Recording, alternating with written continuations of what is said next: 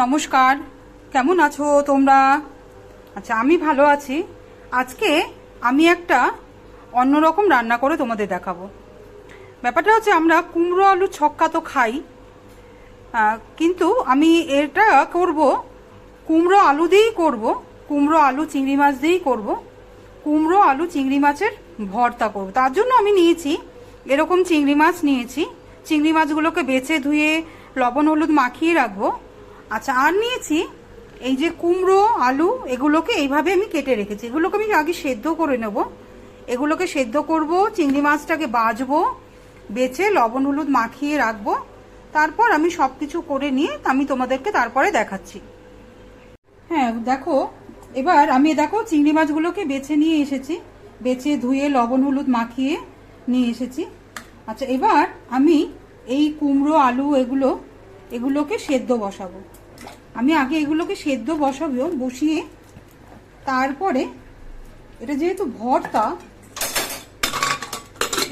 ভর্তা সে কারণে আমাকে আগে এটা সেদ্ধ করে নিতে হবে। কুমড়ো আলুটাকে আগে সেদ্ধ করে নিতে হবে, তারপরে একসঙ্গে বাটবো। বসিয়ে দিলাম, এটা সেদ্ধ হোক। তারপরে আমি এই চিংড়ি, তারপরে নেব কাঁচা লঙ্কা। এর পরের স্টেপটা আমি তোমাদের দেখাচ্ছি। এবার দেখো, আমি এই কুমড়ো আলুটাকে সেদ্ধ করে রেখেছি এভাবে। আর আমি এই মিক্সির মধ্যে নিয়েছি কাঁচা পাকা লঙ্কা নিয়েছি, পেঁয়াজ নিয়েছি, আর এই চিংড়ি মাছগুলো একসঙ্গে আমি বেটে নেব। একসঙ্গে এগুলোকে বেটে নেব, তারপরে আমি আসছি। আচ্ছা, আমার তেল গরম হয়ে গেছে। আমি রান্নাটা করব সর্ষের তেলে। সর্ষের তেলে রান্নাটা করলে খুব টেস্টি হয়। এর মধ্যে আমি দেব শুকনো লঙ্কা, কালো জিরা, শুকনো লঙ্কা দেব। দিয়ে এবার আমি এই আলু কুমড়ো একসঙ্গে দেব। আলু কুমড়ো একসঙ্গে দিয়ে তারপরে এই চিংড়ি মাছ বাটাগুলো একসঙ্গে দিয়ে একে, এই যে চিংড়ি মাছগুলোকে আমাকে দিয়ে দিতে হবে।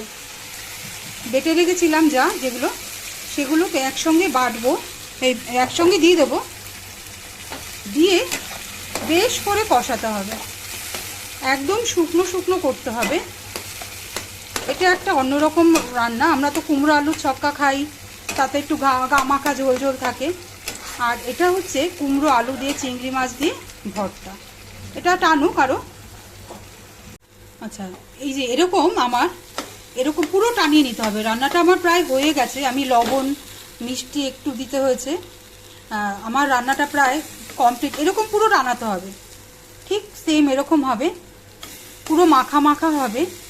খুব টেস্টি হয়। আপনারা করে খাবেন, খেয়ে দেখে বলবেন, আমাকে কমেন্ট করে জানাবেন যে কেমন হয়েছে। সত্যি অসাধারণ একটা রান্না লাগে। আমি এটাকে একটা পাত্রের মধ্যে এবার তুলে নেব। আচ্ছা, এরকম আমি যেরকম পাত্রের মধ্যে তুলে নিয়েছি, ঠিক এরকম হবে দেখতে রান্নাটা। এরকম মাখা মাখা হবে। সত্যি খুব অসাধারণ লাগে। আপনারা রান্না করে খাবেন, খেয়ে দেখে বলবেন যে কেমন হয়েছে। আর যদি ভালো লাগে একটু লাইক কমেন্ট শেয়ার করবেন। ভালো থাকবেন, সুস্থ থাকবেন, সাবধানে থাকবেন। আর আমার ভিডিও দেখে আমাকে একটু সাপোর্ট করবেন। নমস্কার।